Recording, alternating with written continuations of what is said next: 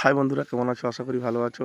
GK short চ্যানেলে তোমাদের স্বাগত জানাই। আজকে নিয়ে চলে এসেছি কিছু গুরুত্বপূর্ণ প্রশ্ন উত্তর। প্রথম প্রশ্ন হচ্ছে, অস্ট্রেলিয়ার রাজধানীর নাম কি? Canberra, Sydney, Melbourne. সঠিক উত্তর কী হবে আমরা দেখে নিব। ক্যানবেরা।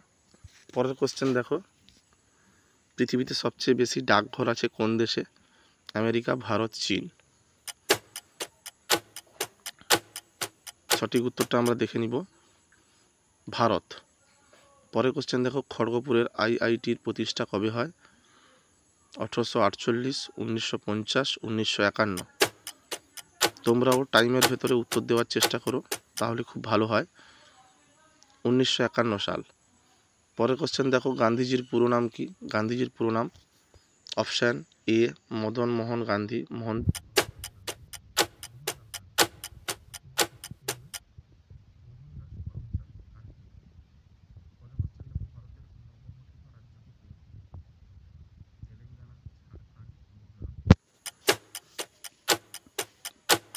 সঠিক উত্তর হবে তেলেঙ্গানা। পরের কোশ্চেন দেখো, ভারত ছাড়ো আন্দোলন কত সালে শুরু হয়? 1939 সাল, 1942 সাল, 1945 সাল। সঠিক উত্তর হবে 1942 সাল। পরের কোশ্চেন দেখো, ভারতের রাষ্ট্রপতিকে শপথ বাক্য পাঠ করান কে? সুপ্রিম কোর্টের বিচারপতি, হাইকোর্টের বিচারপতি, প্রধানমন্ত্রী। তোমরাও টাইমের ভেতরে উত্তর দেওয়ার চেষ্টা করো। সুপ্রিম কোর্টের বিচারপতি। ভারতের সবচেয়ে বেশি জনসংখ্যা যুক্ত রাজ্য কোনটি? পাঞ্জাব, উত্তরপ্রদেশ ও রাজস্থান। সবই গুরুত্বপূর্ণ প্রশ্ন, সবই সরকারি পরীক্ষায় আসতে পারে। উত্তরপ্রদেশ। পরের কোশ্চেন দেখো, অল ইন্ডিয়া রেডিওর সূচনা কবে হয়? 1936, 1938, 1940। সঠিক উত্তর 1936। পরের কোশ্চেন দেখো, বেদ কথার অর্থ কী? বেদ কথার অর্থ জ্ঞান, পবিত্র, শিষ্য। সঠিক উত্তর কী হবে?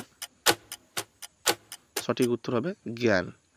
পরের কোশ্চেন দেখো, রামরচিত গ্রন্থটি রচনা করেছেন কে? তুলসীদাস, সন্ধ্যাকর নন্দী, মালাধর বসু। সন্ধ্যাকর নন্দী সঠিক উত্তর। পরের কোশ্চেন দেখো, রক্তক্ষরণ রোগটি হয় কোন ভিটামিনের অভাবে? Vitamin B, vitamin E, vitamin K. সঠিক উত্তরটা আমরা দেখে নিব। সঠিক উত্তর হবে ভিটামিন কে। পরের কোশ্চেন দেখো, অগ্নিবীণা কাব্যটি রচনা করেছেন কে? বিমল ঘোষ, নজরুল ইসলাম, মধুসূদন দত্ত। খুবই গুরুত্বপূর্ণ প্রশ্ন উত্তর এগুলা, নজরুল ইসলাম। পরের কোশ্চেন দেখো, মানুষের ক্রোমোজোমের সংখ্যা কয়টি? 16 জোড়া, 22 জোড়া, 23 জোড়া।